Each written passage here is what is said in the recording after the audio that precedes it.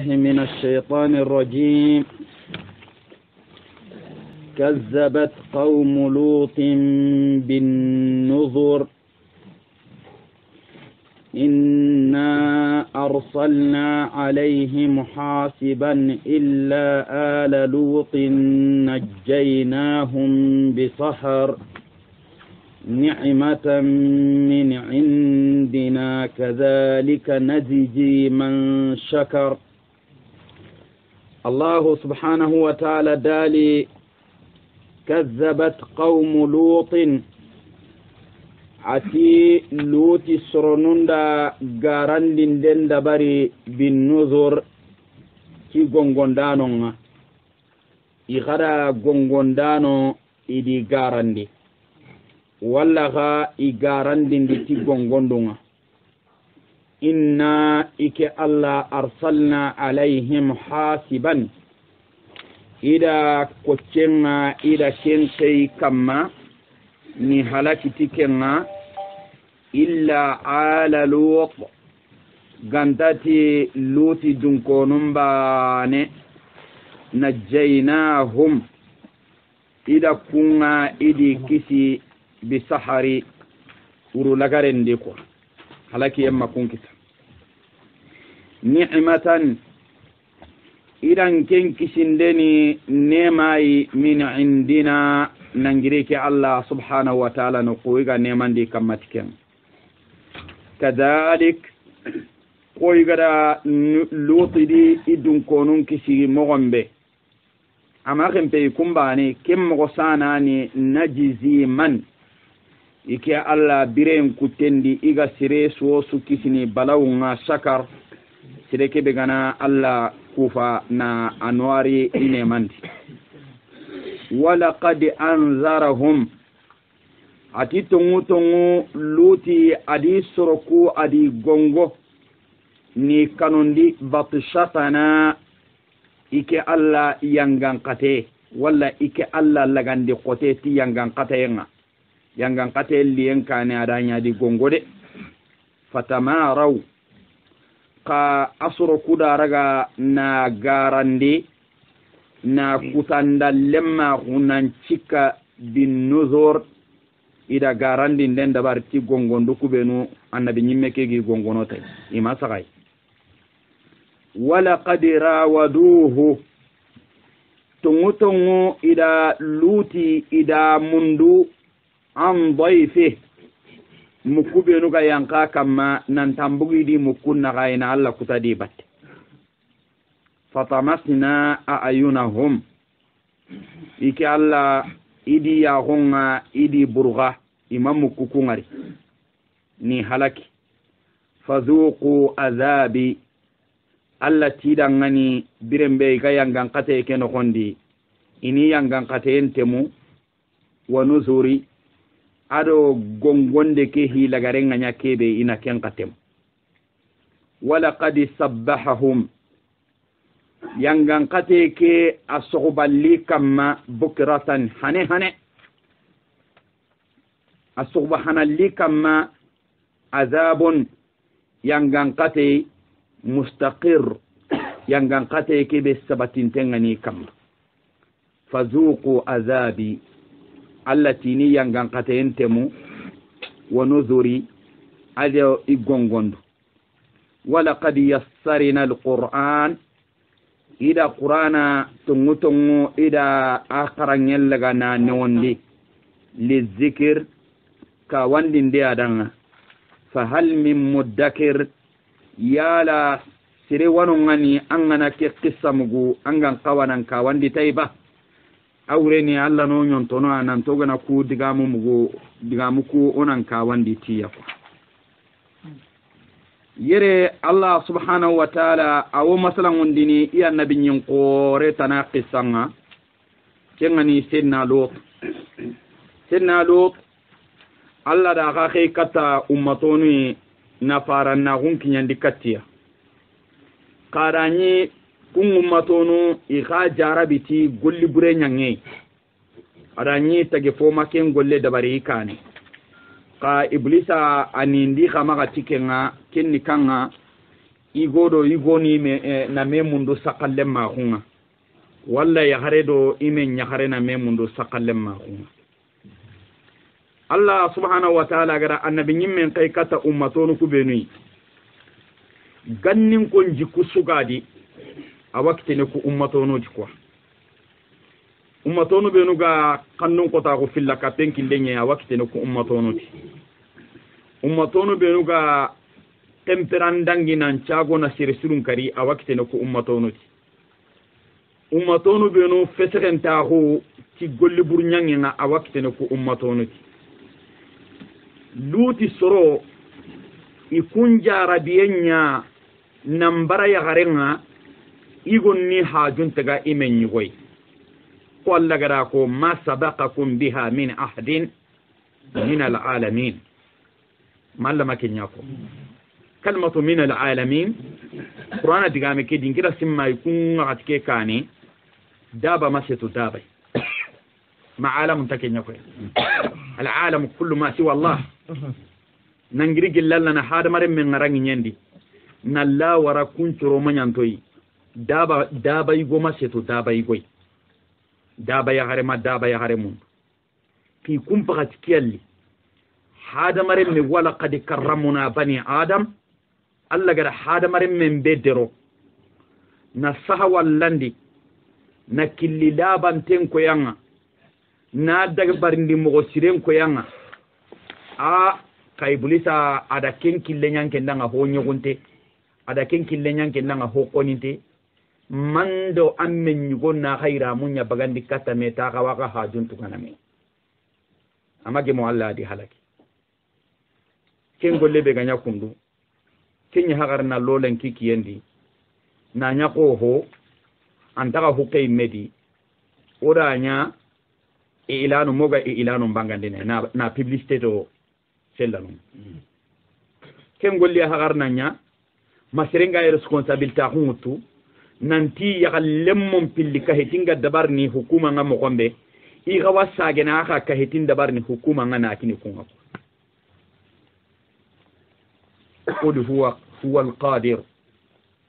ala an yab'atha alaykum azaban min fawqikum أو من تحت أرجلكم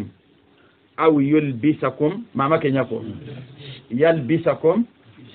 شيعا فيذيق بعضكم بأس بعض الله توصلوا غنوتي يانغان كاتين كاتي دانين يديرا واخا يانغان كاتنا تيني نيان نصارلي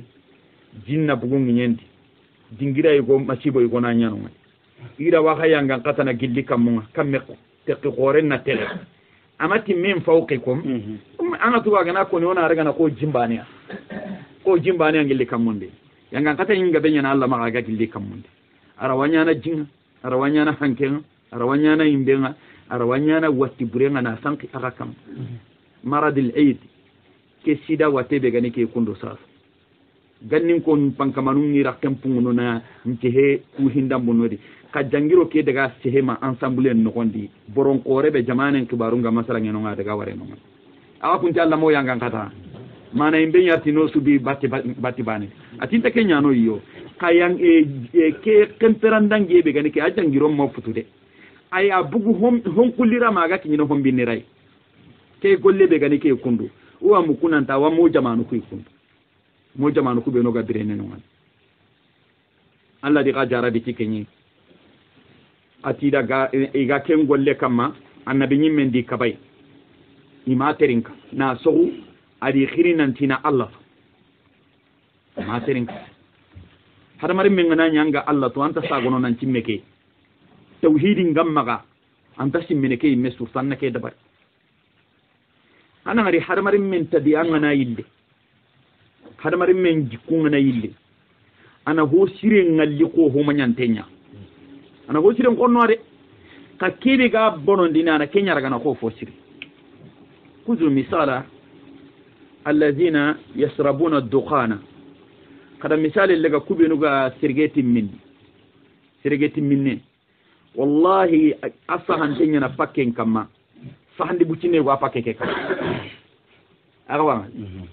ken ko tanda ngari serenji bandi kundo alla kusan targi nyaare ke tombendi no kuki be sahandi ki ganonga nan tawasire ti himen na seren karniade nyaari ki kusan targa tombe ken da fiye in ka to aka man payyan kananan bugu jamanya dinan daga sergeti ken na raga ti nki dudo ko to kibe sahante ngani ki dudo ko tan na ke garinda ngani franjan ngani de kamadu nga kharangenda ngana parce que wala tulqu bi aydikum ila tahluk sergeti minneke ara kellaga ko hiya honta ikwa anai khata hantenya ne nan tana serenya kan ustay honan giran kimbe garga nan kalcilla dina khubo kubinu ga dabar ni lujini ke ga tahana kama nan tana serenya kan an kana illa na ke mutuna akini soronga nan tinami yabo anta tabni hayataka ala maut al akharin am pam biren ta gana tananu kallenya ke dolo be gani ke kundo an Allah ta hante an kawa ta hante nga habu talike yo gelli hara ta hante nganta bu talike ga kay ti jinga ke berno metron ko mugu bindo da kenken ngare nan ta na seren jangirana ka ai kuma aga gemi yon kilunga i munguro jangiro ke karanga munguro sariya ma honken wakazalika kusuru gara raga yagaru kubenu ga nonga annabi nyimme ki gati yagaru nya hay kunu ku aga haju non dabar ne kada dabar kunga ito ku hajun ta yahay allati agara gongonde suki danga imaraka idi halaki ndenya mania alla da ko cenya terendi kun kamma ma ka gara ngati kamme banen ta gilli kamma alla da gide nya terendi kun kamma yere ati hasiban makembe ara ko dingira tana umtirati alaihim matara sawi bonen nyangan kate ida kenya terendi kamma ada gide nya terendi kamma ni halaki ida madamantu hari luti yakenga kendi atidi ida kammen terendi ida giden terendi kamma arsalna alaihim hasiban ida giden terendi kamma akhiyangana akhara inna arsalna alaihim hasiban illa ala lutin najjaynahum bisahar ida ko cente kamani halaki ni damma dammantu halaki har sirbe anga buganga daga vayaziranga halaki yake da an taga tanon har sirbe kin ko tanga anga bugunan daga wayaziranye halaki yake da an taga tanon nan palaki Allah buti wure buru illa ala lutin atika ganta luti koremba ne najaynahum ifonnan cira ko kundangani idi kisi bi sahari fi sahari agana linga danna bawo kenya ko fi idi kisi ka ikisi ke kahu bi sahari uru lagare idi kisi fi sahari uru lagare aga tidi kisi uru lagare nga birembe alla ya nyinangari ana to ora dingira ke ora khara dingira gabe alla na munda tanni dingira kubenu ga konno da ngani yere na tagashi mutu kunya kanta munda na kissa ke ko da ngani yere kundu ana to malika nuku gari yan ta kan manne lenga ya agari tu iti ori soro ko halaki soban tarungu munta ti masuba kenna la tura kan tahera katiya sasa itara ngani maka gorti soban tintenyen anga tikena ya a gorti akem bay kebe munda gana tin halaki ke dabar ken no gonda ken di ko rekeran tahirndi Allah kan fo nan cirenyi bo sasa Allah da nyamarin kine wuron no gondi akendi ko ren nan bugu baka de bekete makefe mu'minun nan bugu baka de bekete ati fama wajadna fiha khayra baytin min almu'minin ka ba ni da ni debe muma iga Allah tu ka nge kutte sunu fesrentenyi ikunga da wuroke damantera wurulagare ngati ninki nyeno gumbe halaki ngakatili kene yi halaki ngan kawa hakke kebe kitana ikumbugu ken no konya ikumbugu ken da pete allati najaynahum idi kisi bi sahari wurulagare ni'matan na kusoro kisi halaki na deben damman palaki kini ne ma gore min indina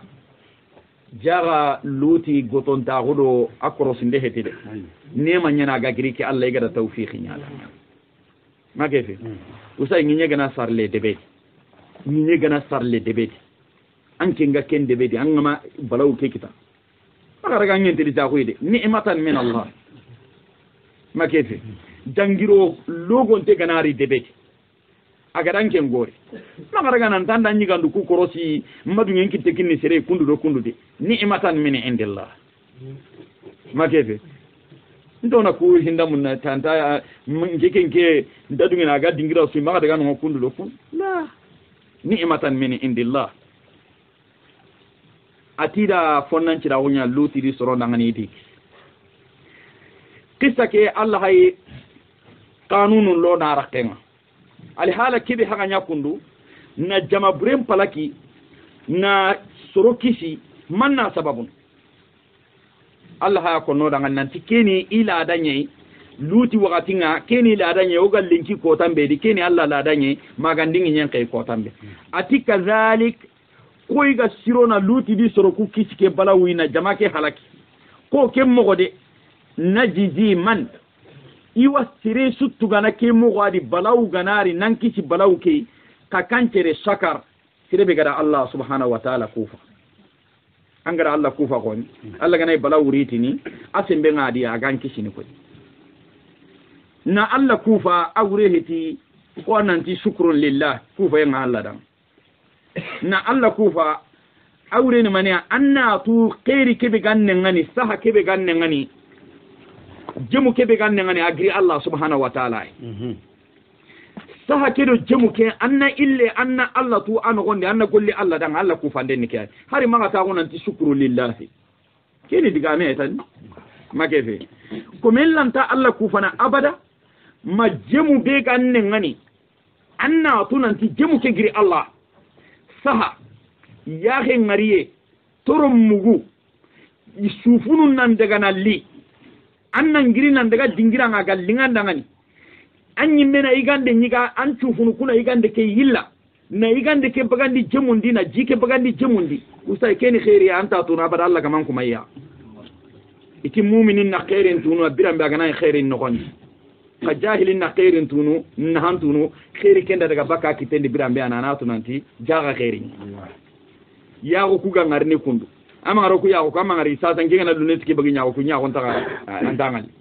agara nyi wakati danga ngatu mani kitab ke manyinga ke hay kene ke kunda ha ngali sasa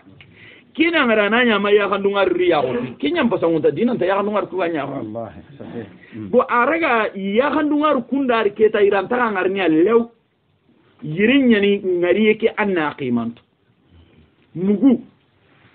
mu'minin ngam mugun qimantu biremba gamugi ka jahilin ta mugun qimantu abada igama masinyara atroke nantina kanum putukat ana to tini igani homu ko hakatimbe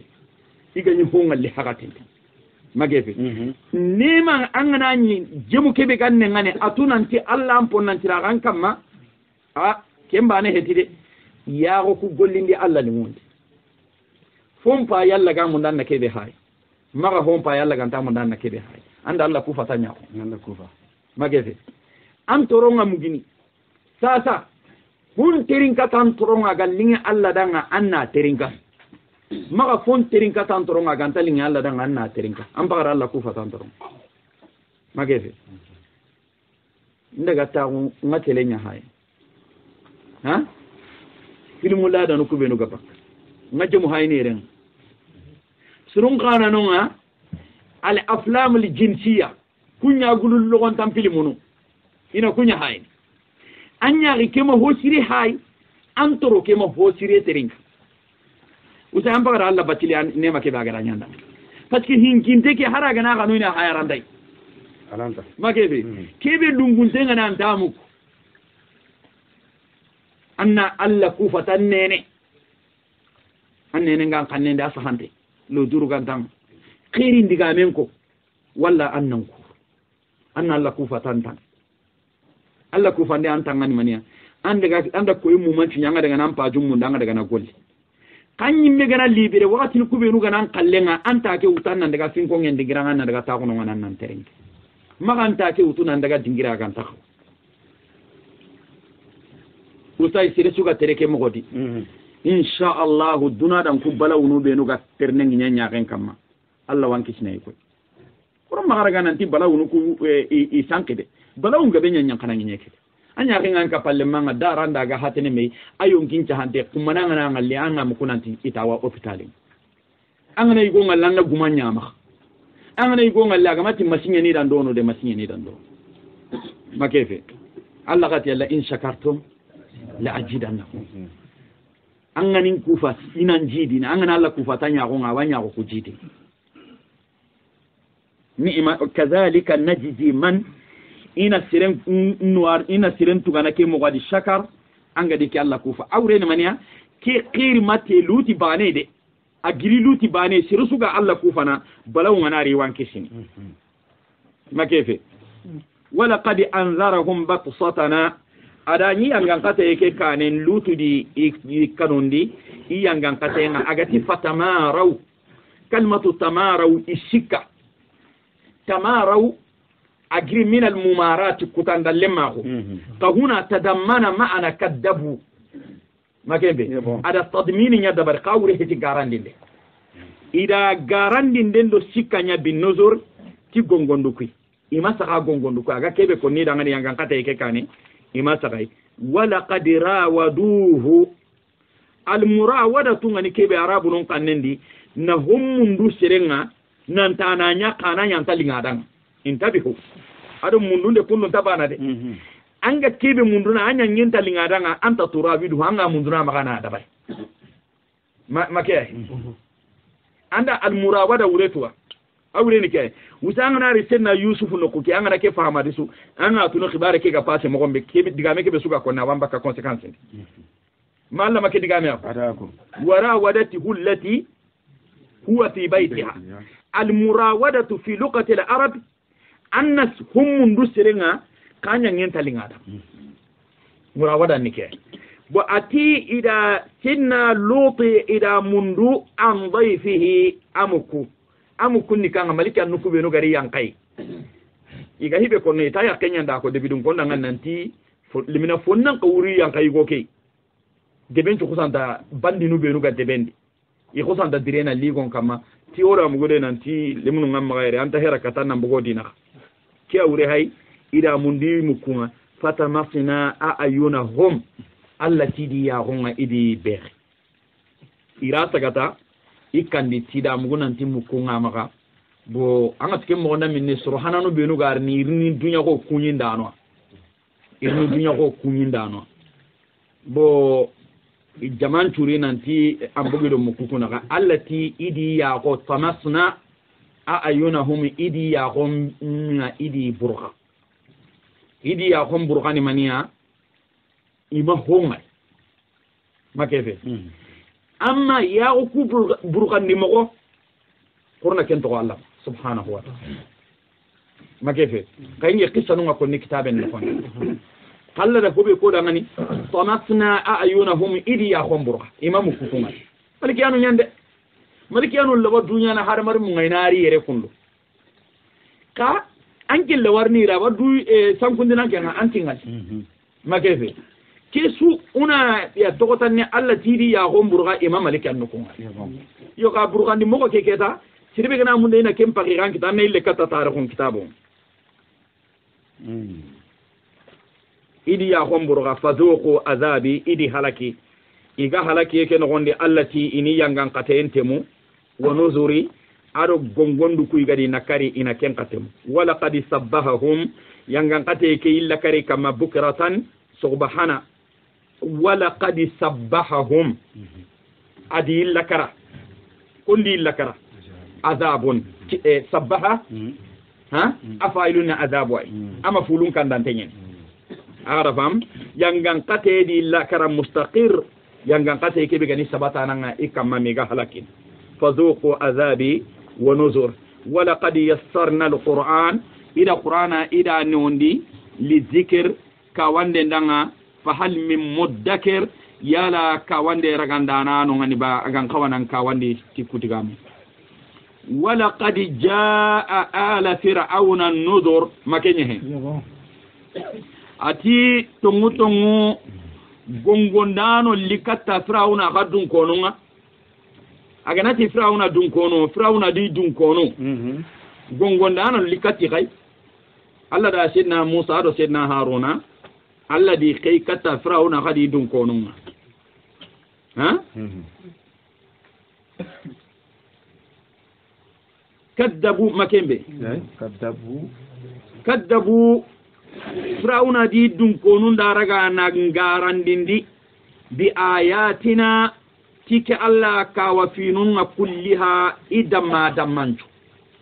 Allah gada gongondano kuri tikatai ida kawa finga de gadenya kwai kawa fibe ga gan kawana firawuna di dun konun chogondi faruku inanti farunyeni igan kawana firawuna di dun konun chogondi gati Allah wano ngani tumunya na wano ngani abani ani nantengai tagmancenga begabe kati di sugarandi fa aghadnahum idi ragati yangan kate ngani halaki akhza azizin tunka sembentel lagande muqtadir tunka kebe gani araniya na ngasi suka magana aramu idi ga ira firawuna kadi dun konun palaki kisanu kula garenya ire ida nuhu sorom palaki ida adi gankom palaki ida samudi gankom palaki ida lutu sorom palaki na firawuna akembe gatini Allah ni isusu halaki mageve Allah ma bagiyade bana sura farunya garandi bana sura gongondano nakariya mageve kusu halaki endangi empalle keta Allah hay tirndinde liti ati akufarukum makkanko ko Qur'ana digamenga joppe tengene makkanko polono beni tirni ndengone walli ko nyakam makkanko ngana girnonga ummatonu sirsuga ko makkanko mogo nakara na gananga garandi ndana gananga allati akufarukum ya la kun kafirnu kusasa khairun agam pasanguntaba min ulaikum dinan takube no kisanonga masala ya kadangani nangiri no honna la wara firawne agam pasiyaba bani am lakum bara'atun makembe magella ganta hasiya yala barinde ana gakum magaba fi zubur kem barinde aga kitabundi nanti Allah da bari yankina ga kunga hara ga gana kafira ko inta honya na kai makenya na kama ken garanti nga kama gaba hillo am yaqulun ma ara iltifatun dabari ما إن كنتني نحن جميع أكوني جماعي منتصر أرغدو دي منانا طورا ينطبقا دوكا ممينا كينيا كنوبا جلسي مينا ناني كيني سيهجم الجمع ميران كين جماع بورين ميغاري خصو كوتا يوي ويولون إنا بيشندين ينمورو الدبرا إحالين أغرى فهم Allah da tirni ndenya dabar munaqasa bo sasa ana nyikem ko ta digame go kona kadanga oti Allah gati sura ke joperanga wala qad ja'ahum min al-anba'i ma fihi mujdazar ama ken go sura ke joperanga o garno anabi nyimmu ko kissan no gonde o ta garanga ni ko kissanu futini katta dingira no hilla sura keti aka hakle ngadinga makama to hakle ma to ko diga mo kitanu kumbelu gani kuy kondo i hutini katta dingira no hilla alla gati kibari khorori katya gelli gannin ko kibare annabi nyimmu ko kibare nda ken diga me hatam banci yeren qur'ama mako bonti kibari ki mi mena do aye go ay kane kempa ke aye agara ku suru khoro beru ko nanti nuhu soro firawna kaza kaza kuni soro khoro nyi hakati kede mas jamay goga kitene ken groupe di nanti sirenta foranto kui magembe akui kanne kedi sasa on n'est plus puissant du monde agana linganda parce que agara kenyo sasa ko suru kubelu ga yere kundu sasa iga ke diganda minne kono mala raga nanti ko kumpolo no da ke ko de ma kone masoro nyanta ken kono si on n'est plus puissant du monde. Non. Ça il se regonta dono ngai gaken kono ba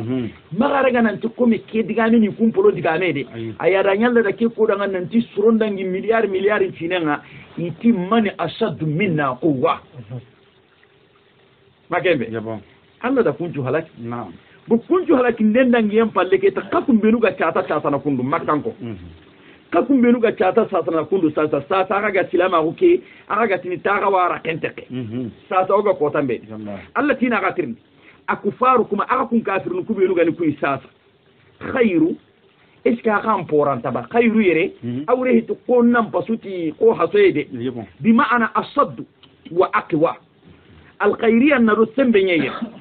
al khairiyya nadu fore nyeye matuma gra awre hitu ko nan pasanga kundu de iska ga kun kafirun ku am poranta ba maga kun kafirun ku an cembenta ba min ulaikum nan ko to kun bane hila tirni ni bane hay jabu ni kan makan ko walla sasa surona ti yabo ayi uwan poranta kunga tarugo nyana kemba ngani no ke loga igam poranta ya walle kan ta horan tarugo nda ken ko nanti ganni ko nyam poranta sasa makete ahramu ku be nu gani ku kundu firawna gadi dabari firawna rina ku dabari adi kan ko ndo samudi gan kom pallia ka harsa adi kan ko ndo samudi gan kom batunga hinangi nyeke kam agana ni sembe ga makenda barki lenkinta kum batunye makefe firawna dan ko ahramu hay kunuku har kumbane soronya na nonga isare gelinaro gollendi iga gollini ahramu ku kam i découvert ni harsa ko iga hinna to agumba gandini no ngani ko ada fam tuwanun ti kome gidi gono ahramu kuli firawna dingiranu kuyi duna dun konun ti intatu misrangi nyendi kungidun takitene misrangi nyendi intabe gidi gono akenta gandedi misrangi nyendi intakitene no asura kella bo itagara gidi ku gindi dingiranu ku beoni adiri tikamo har kelen kitirni nenga kenkam gidi ku riem palli katina gidi ku jongi kammo sembe nyana kenko ini bo Allah ti gella gana aga cembenta kunga ba tarihu nga kenko ini nan tinta sembenti bani am lakum bara'atun am bima ana bal ongiri yeren gella ga qur'an ta khanta forantia aganta hatiya aga di nyoro walla in cembenta gai ki halaki de alakum bara'atun est-ce que bariya na hada ngani ba ntatu bariye soninga kanende est-ce que garantie ana khama hawa uso akeken mageve garantie ni mania bariye yom bariye ni mania soninga kanende est-ce que kisiye ka hiti ana khama hawa madem ke soninga kanende mukude dun tengaru yo ona to bariye kay o suga haranti jamani yogana ti garanti ko waken kenguretu comme Allah iska Allah da garanti yakini yaba ken tahantengi maka fi zubur kitabun di nanti ay kakum makanko walla kakum benuga hayatu ke sasa ga baradina ke Allah da garanti qatuga ga kafira ko ke kama gara honda baraga linga garangani kida ga garanti ta ga halakini iske ken ga kama ba ken taronga de طيب لا هذا ولا هذا sembe keno kumbe garanti kanti ma kebe ongirera am yaquluna am bi ma'ana bal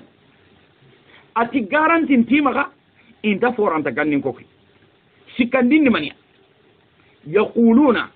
ina du trompandini na du jakinanti nahnu jami'un ukuni jama'a qotwai nahnu jami'un bi ma'ana jama'a ukuni jama'i muntasir uga dude mana uni jamai uraga tora nyontono bakadu kama sirera ganta tora nyano muntasir urenke ana arti arabin kanendi muntasir ism al-fa'il ni agri intasara yantasir muntasir ana sarfatana wa bangena ndang intasara ada dude ma dude manden ni kanga sirenti wa tora nyana nganda tora nyonto bakadu kama انتصر بوسا سانك نمانيا منتصر اني منتصر ma jarate agama diga me ke fam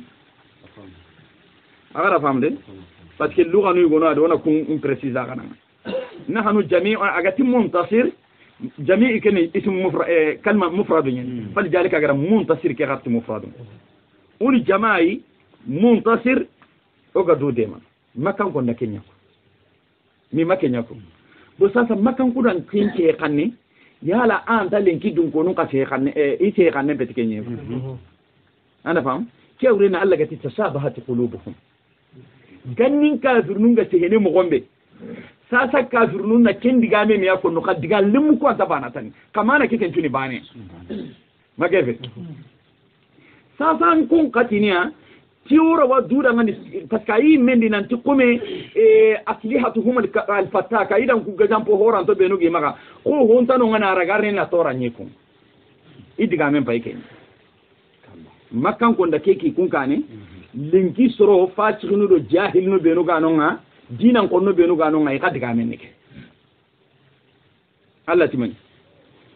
ati gella ga da kenya ko sayuhu jamul jama'u ma jamake makotangari igi qosono i qosoye ni mania ni gadi ni ma sembe tana ganonga ma ken cembe gara jamake qoso wayu wallun igani qosa kotanga inta tene qoso ndenga di yille ni an ini qoso na ni gara konno ku mi ga wuriya kwa wayu wallun ina konno mbisindi adubra i hallenu ifwa kada fam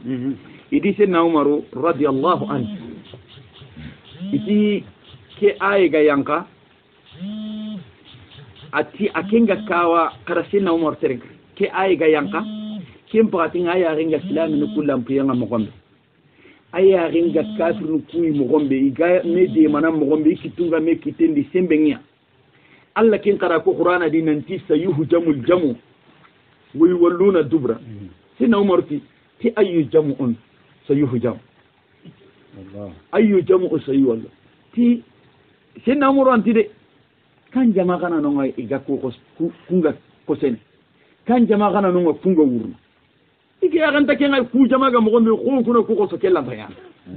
ki Allah son afime afada wa bo ona sinna umar to gono man yugo ke hay taxunu nanti ke jama burebe gano ngan nanti sembe warni na ku ko so ni waradu kana anta runa son makenya ke kusuru be no gano ngakundo haula illazina yuzakuna anfusahum wa yatafaqaruna bi aslihatihim kusuru be no gano ngai gadu jakini na du bakuti ga jampono ku antar non ken jonne me ke nanti sembe warni na ke jama ko so ni waradu ka magefe haka bo al iti badri kota ganya badri معروف أخي سنتو ينتهي خما أم قطول لكين ديتاين بدري كوتا غنيا سروكو غا قوسي باب سوغا ينقتي جونكو مينا يورونتو سينا عمر تي دا فارين غاري اي غدان ابغدان دوركي كي ابكاتي لي سكيوري اوكي اي خران اوتني سيوه جمل جمع ويولون الدبر كم كوتا ني كي اي هاترنغا بانغيدا غاني كو جما كي بيغا ندو جاكيني اي كوبينو كونغا كيسي كونيانقتي جونكو مينا ناندا اي غونو تو هوري نو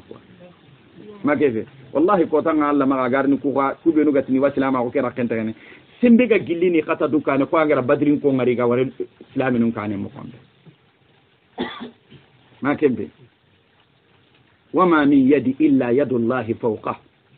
wala zalimu illa sayubla bi azlama sembe sunta digantati Allah sembe nga kam to nyamundana sunta digantati Allah ga to nyamundana girndina gam kotan makefe walla ñaga na ke to ñangundana be gari kunda Allah ganno kisina masibo Allah ganna islamin kisina masibo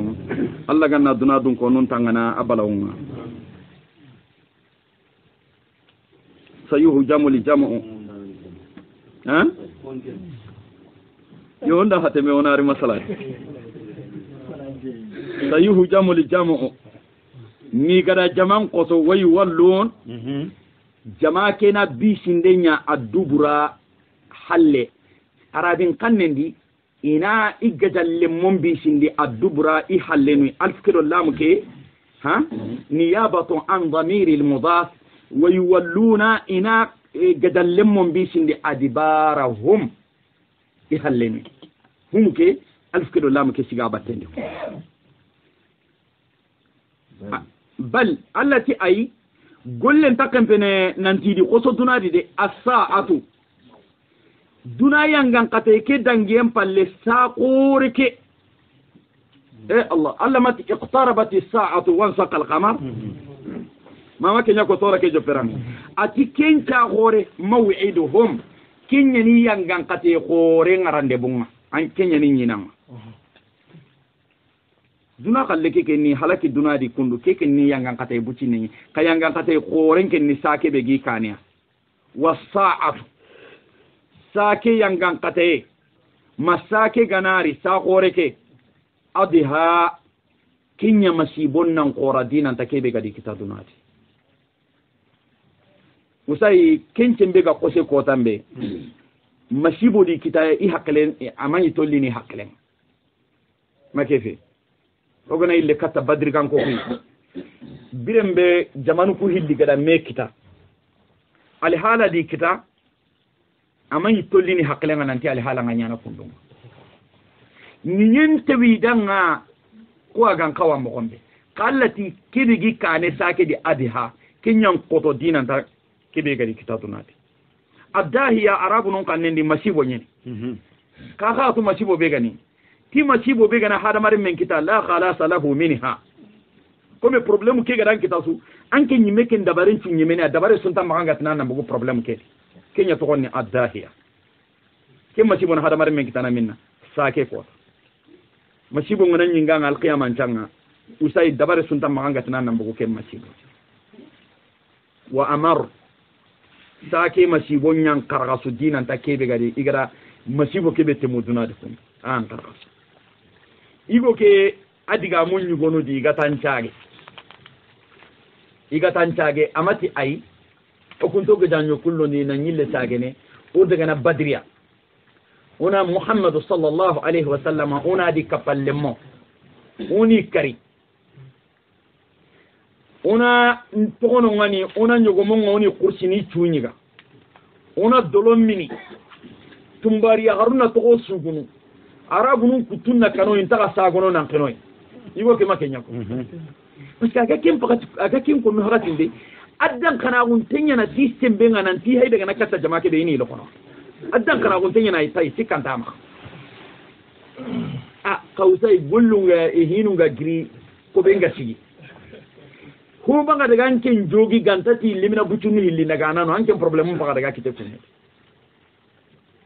magebe yirenga keta kendo yonkin bakinga mi tananu ga dangina igi mi mundunu ha yiren nan karaga sadanga de ka allati alqiyamam ko ta ga daga nan yingi kebe amaru kenyan karaga su dinan ta kebe ga kita yere sa makebe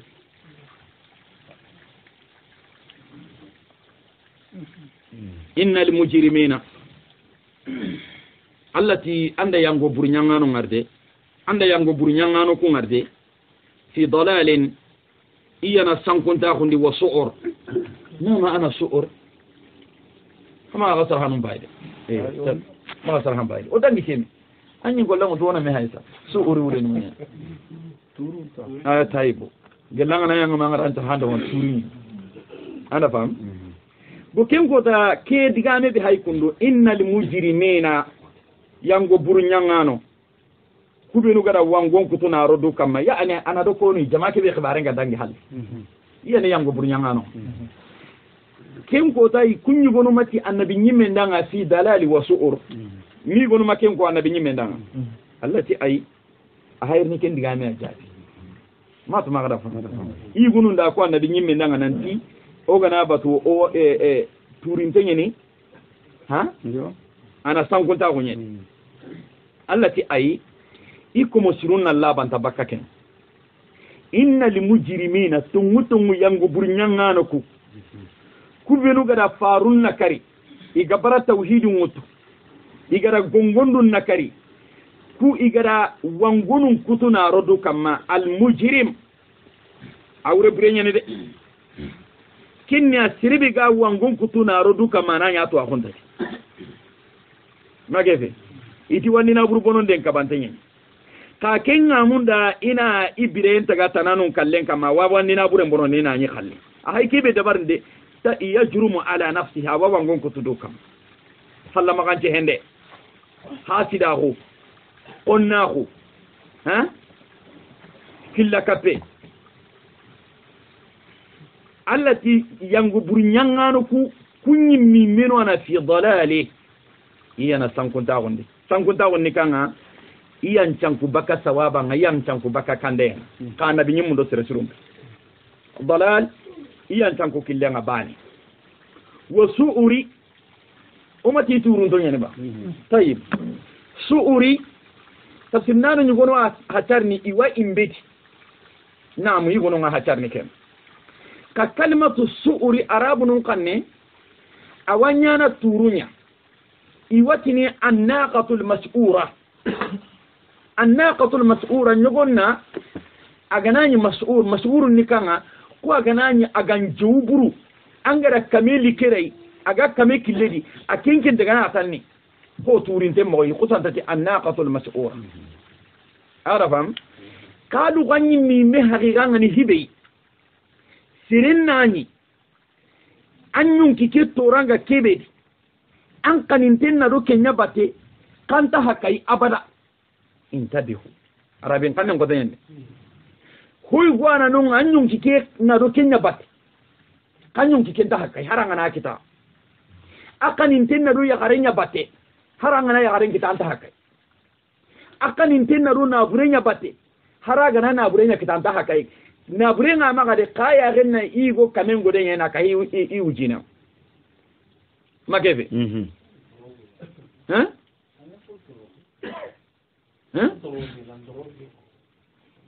ay bo sirena na durganya mane on ta turin tay kalmatu su'ur niken agadu kibi batia anta hakai har ya gana kita ya allati mujrimina nunya nakulu mageve iski ga hillaka peke be hugu hillaka peke iski ga sahabat ke be sugi ga dabar yaari ke daga mu foyi hoga ya iga yaari ke kumi yaari ga daga munu tikebe iga da dabari i hoga ya nene ga daga munu tikebe i hoga ya kane ga daga munu tikebe i hoga ya nugo ga daga munu tikebe i hoga ya bu kentiranda minna to ni mas'ur ana goturin dan ya tanta haka ya allati ikum surunta kundunga de al mujrimina fi dalali isan kuntenga dinan karanga e dunarum pinu kakadi fi su'ur iya na turun di ikum surunta kundunga aga de famba wa ganai haqiqata muslime komanga muslima ko ke galle no gonne ke al halan takawanga ko anta ka wancana maga nyinginten na nyido dunabate anta ka wancana maga nyinginten na nyido dunan kanium batte hini huna di buri kundi akwa makembe la yakmalu imanu al-abdi hatta yada'a ma la ba'sa bihi khawfan mimma bihi ba's aw kama qala an-nabiy sallallahu alayhi wa sallam allam ta mu'mina gullan tatimina amma hini huna di hari hogantiya buri kundi anga kannan maga daga ro hodi problem nga kebe makebe e hari sergeti minano ngana tunanti hari gana ke hadisi bane mugu ke babanyani danga kabande sergeti ke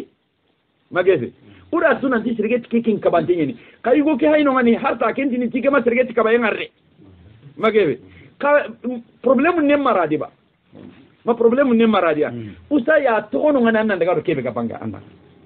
magebe igo ke sin kenchini ha igo ke ti tikiran ta sin kisiye parce que mogana hadise nyakoya magege usa mu'mina hunga tinni anti ke wara ke tatani problème wadi problème ndadi ba an ma yoro problème de makebe on to ke tama sin kisiano ka khibaren ni hibe ken ko tando sere ko masala ati karta tama sin ke kisiye hadise nyakoya de are refam yawma yushabuna fi an-nar ko tambe iga yawma man suura sura kenya mana ona nyamana aisha ona nyama ba mom ma nyama inni musta'id ora ma nyama wala nyama anyame wo ayuba kaidane arani mene ati يوم أو دبقى فيه معنى كثيرة أتي يوم قسم كوتانا أغتي يانغو برنيانغانو يانا سانكونتا غندي إيانا توروندي يوم كوتان بي يسحبون إجي قيريني في النار جهنم إن بين نخونتي على وجوههم إني خيرني يا غنيا كما هذا مشهد من مشاهد يوم القيامة الله والقيامة من دينغراي كو كونغودا غاني بيرمبي وانغو برنيانغانو غناي إمبن نخو يسحبون يويقيرني الصحب صحبة يسحب صحبا أولنا بمعنى جره لغة ناخيري قاتي على وجوههم يا هون كما itiran ta har marin min qirni ya gon kama abada gantati gaman to gondi kundo al iyaz billah hadhihi suratun muqifatun aida giya bure nya hay giya kanunte nya Allah go akko ngodangan inan to gondi nya nan koso kundu nan ki tuku denget doni nan ta ku girndi do halle ni siti kembira na ina suru mellay har marin min qirni ya gon kama ke mo al iyaz billah est-ce que agara ke sura kita siri yerenga har duna ganani I gana sedi kati dangi sunta danga gati nini ya ku kaba ay mara kinyengi nyanga parce que kitin ci tinto nyen makefe usay man ci galla gara kenya لأنهم أطلقوا إينانهم في الدنيا في الشهوات والملذات إدي قربين جنبا دونادي كيف قال لي دانا يجي فونيا غني كيف قال لي دانا ميني فونيا غني كيف قال لي دا فاي فونيا imadu ga karante baka fofo ndamine usay alla gana da giri yangan katayen yani yangan katana ke ali halati kuy ga halla kuy dinanga alla ni yangan katana al jazaa'u min jinsil amal zuqu massa saqar iganani iqirni imbeke no khondi amtat igi qirni imbeke no khondi tina yangan katayen no kama al ihana jasa iwailene ni dunya gananti malika nun nati dangane kada sakara yangan katenga kada temu massa gani hibe ilsaqu jasadi bi jasadi aw ilsaqu shay'i bi shay honga nakat honga ki kada yangan katente mu yangan kate ke bigani saqar kalmatu saqar alamun min a'lam jahannam jahannaba to gore koninte go hayke to go bigani saqar makefe inati imbingede gwani tato gonni saqar ka komi jahannaba gani jahannaba kalmatu saqar agani jahannaba to goy gwani kanga tunna hawndi yere ama jarride ha massa saqar ama jar agana jarri ndingirani manda kaba ismu la yansarfuni wal mani'u laha al alamiyya wa ta'nis makefe zuqu massa saqar أنا مسا صغرة كما أنا مسا صغرة كما قلت مسا صغرة ما غير كون دي جوخ مسا صقر ما كيف كلمة الصقر عرب نقنن دي ألو غاني هبي كومي كي أنا تو أسورة نكانا أوي غنو هاي بريني كي مولين كماني ها أنا سينو كراجي تمينيا جماني كي مريم برومالي usaya daga kara kine kote mbakati kiyeke gana katu ahate kenya nakamo ahate kenta ilene ba har mari min nganaro jahannaba ganyilla na kemmo go beedi kenya to gonni saqar yusandra yimbe ke to gora idbani usaya gana allo angana bi anya na fahama kuro minna ya Allah gano tangane inna kulla shay'in khalaqnahu biqadar allati ki Allah fofo gadi إذا تجاتي حق نيتا إذا تجاتي لا نيراني كنت أود أن نأتي هذه الآية في بداية الدرس إن شاء الله أي أترين كنونا نعم نينا تنقول لك آية درس جبران إن كل شيء خلقناه بقدر فوفو قادي إكي الله إذا تجاتي حق نيا بقدر ida tagati lanyarani biqadar ida fofo tagati arakutoni makefe ibn kathir rahimahullah awako ni tafsir ke nogondi nanti ke aye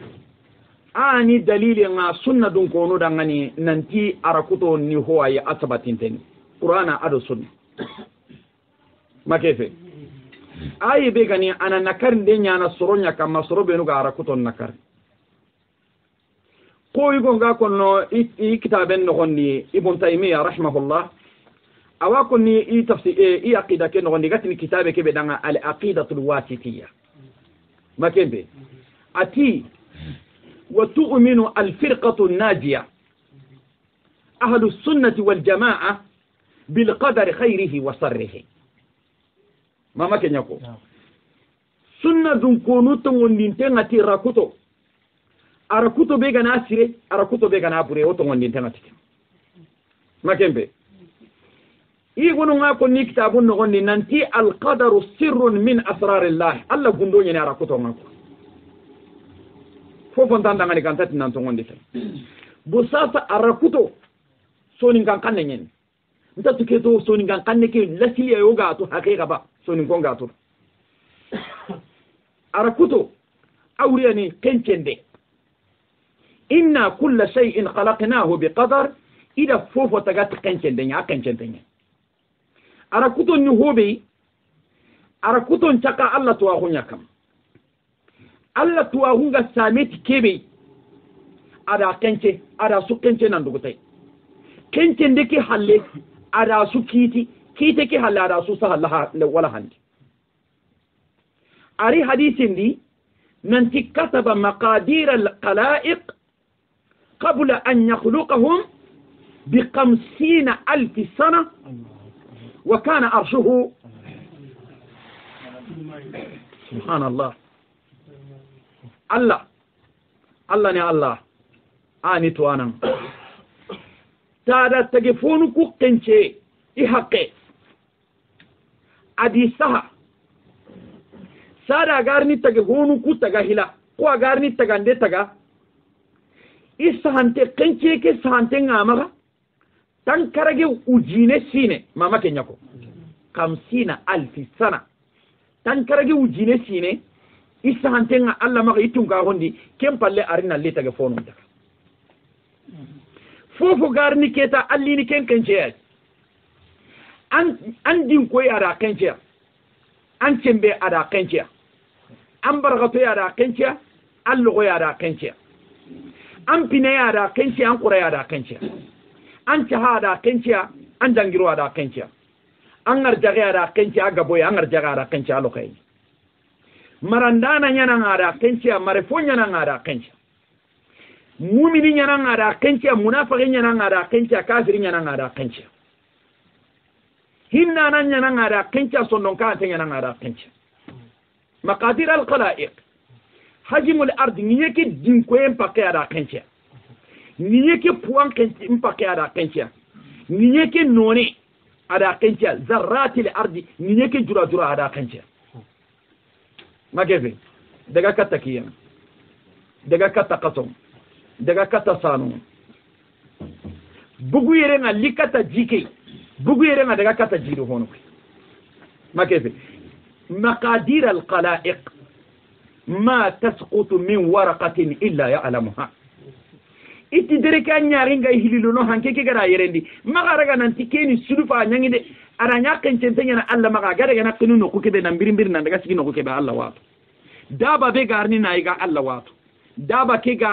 أصبيني نوكو بي الله واتو أغا يلي نكي الله واتو مقادير القلائل ما كيفي الله ذكي أقودم kengana girnonga lemme ke ganari ahada mare ma ganari nanya lenkan nogondi sufunu gatimmi alla na malika nen kayna like khibare timandi iyaho mageve koronyi le kata akhida kusu nyangem palle keta ange hada mare mel dunati alli dunadi asusu kencente nyene ma su kencente he andungan tenga tike mandungan tenta tike wallahi andungan tenga tike khairinga nan kita asagandi katti Allah bonenga nan kita asagandi katti Allah ما كيف واعلم ان ما اصابك لم يكن كيف غدان كتا رمان يامبوت كيف غدان بوتو غدا رمان يانكتا ما كيف الصحيح كهتين نانكاوا قلبين دا اغيرا اكم وسي هذا مري من مناتو وندي اراكوتونغا awagilli kim en jamunyu goyi nantu mandi hammi gabe angana to ngondi tiara kutonga wagilla jamunyu goyi nantu mandi baka hasidawo pasanga to ho ganya Allah ra kutonya kam makefe usay ragriere nga ulli kata ara kutonga nke ko min chongun tenga ara kutonga ka problème nun nari ne legilli na daga kata moture nga dononga nantana aise ana ko ka huwar jageke wake dabar monta ke dabar liya dinde ma war jagen awreni mania moture ngana ke bismillah su moture pa ko ni kebe Allah gada ra kutuno ngana document na sahana kawandi moture ta haynya na hoy go nan ti wake ngurjana ko la tastati ara sada man makebe kawai responsibility ko khorewu angen kabe gani go ki kan kapsul daga nan hayi gana an nan ga ke to anta dunga nan kapsul ko kin makebe usai har mari min nan to ngondi ti ara kutonga ana gilli hinu aya gan ton do men dura ko nil baka kusi may bure makebe inna kulla shay'in khalaqnahu biqadar amma jama ke be gano ngani gatni da ngani al qadariyya lati mawra kian qarayre al qadariyya anta san kuna ha ما القدرية أغا ما فهمه من القدرية من القدرية قسمة كونين القدرية نوم أي إيه من حقيقة نكوي كونون القدرية يقتني مجوس هذه الأمة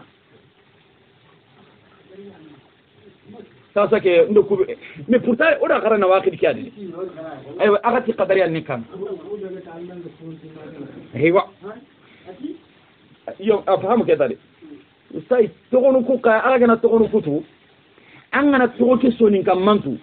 anni may go ke ngalan karanga to ni nan tikeni qadariyan ni parce que on ta arabin kan ke diga munya illa no sonin kan kanene ni haqiqan igana tandanga al qadariyya jamanya na nonga kunti kome keben ki hara masala nanti Allah da hinun kance gelli ganni i kunti kentati iti Allah ma hinun kance hinyana bateti batandanya mogombe Allah na tunu ken pakati الأمور أنف هذا هو المسمى الأمور أنف كي كنت رونيا نديم كوبينو غا راكوتون نكارني نانتي راكوتون تدي ها كنيا تقولني عربي قنن دي القدرية أوري هاي كي كنت راكوتون تدي أنا جانجيرو كسكتان كما الله دا تونا أن جانجيري ada sahano amani gara rakuto yetide parce que entan dangani tuwa hunya na rakuto kan intabi qara ere fahama Allah hindi de Allah da hinun tu ira kutun den kan tuwa huke ga kebe da hinun kence mo gombe gallinga dan ara kuto ke wure hayni kence magembe kence ndeke halleke ta da sahan ndeke halleke ta na ra bagandi ya ما كيف؟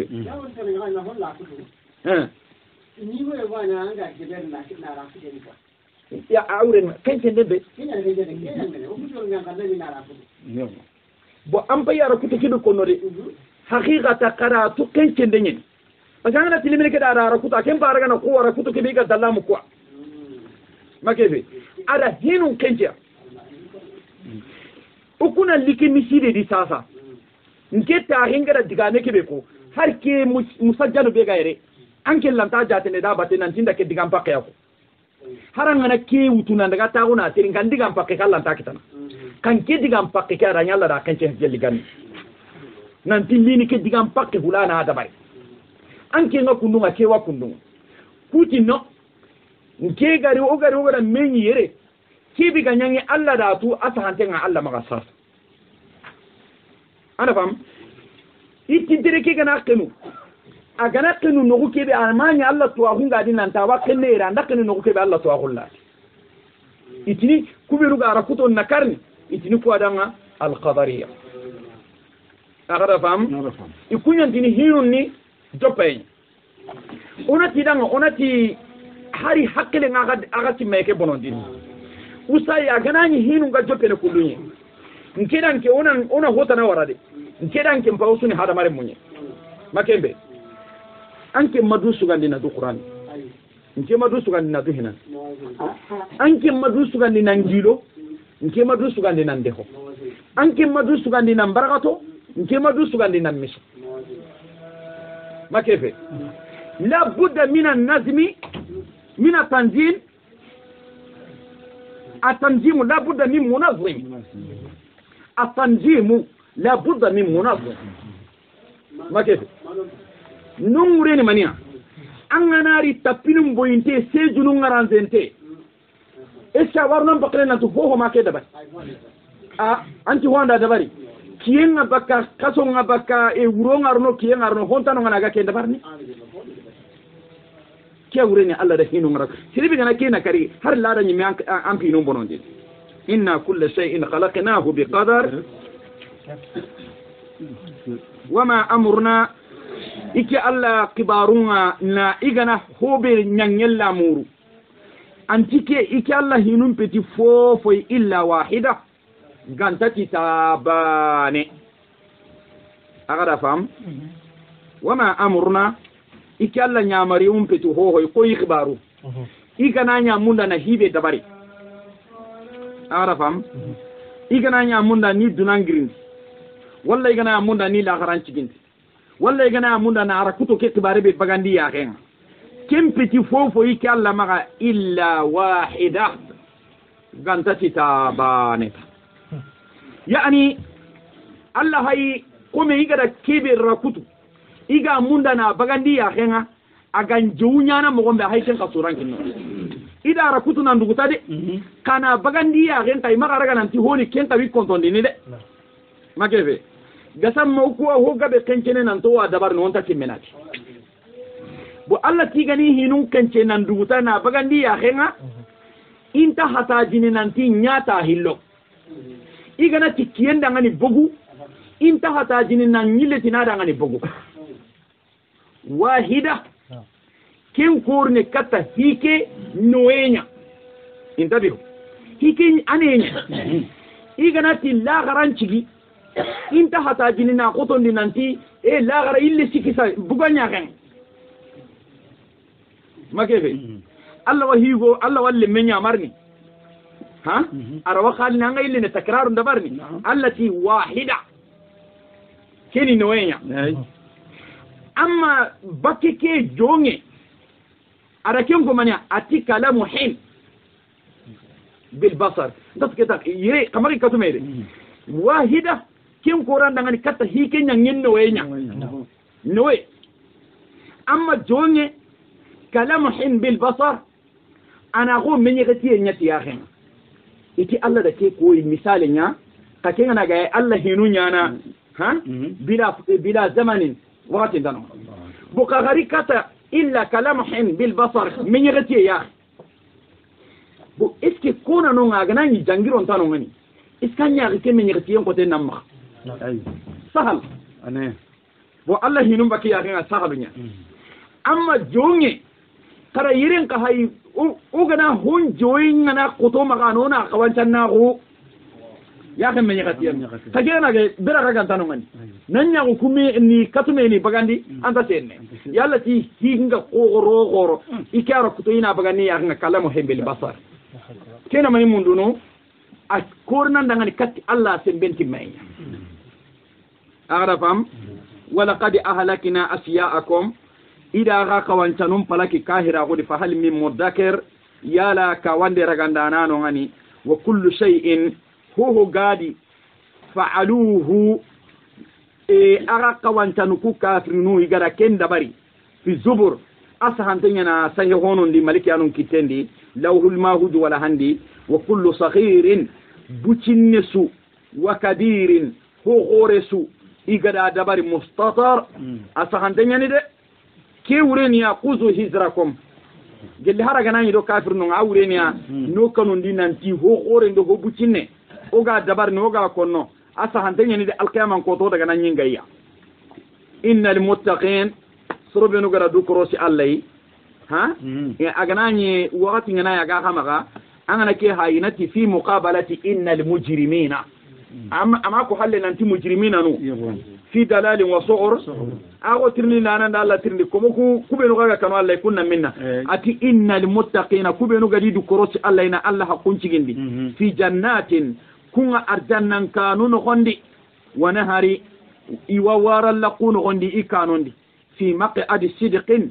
igattu munta hono kunga kene tetunde nye dunaka ke danga dunaka ke heti to muta hono dunaka ke ne juran diranye dunaka ke ne mo sironde nya inda malikin iwattum kanyugo no kunga muqtadir tum kanyugo ke be gani araniana nga ihinu nga ni bagandi ya renga kianya suratul qamari lagarenga alla ganno fahamondini alla ganno jidini tuawi